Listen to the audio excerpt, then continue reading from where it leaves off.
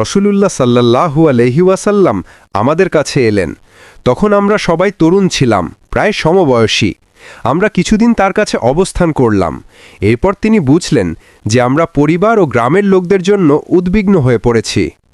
তখন তিনি আমাদের বললেন, তোমরা তোমাদের পরিবারে ফিরে যাও, তাদের নামাজ শিক্ষা দাও এবং তাদের মধ্যে নামাজ আদায় করো, যেমন তোমরা আমাকে নামাজ পড়তে দেখেছ। এরপর তিনি নামাজ পড়লেন। তিনি আজান ও ইকামত দিলেন, তারপর আমাদের ইমামতি করলেন।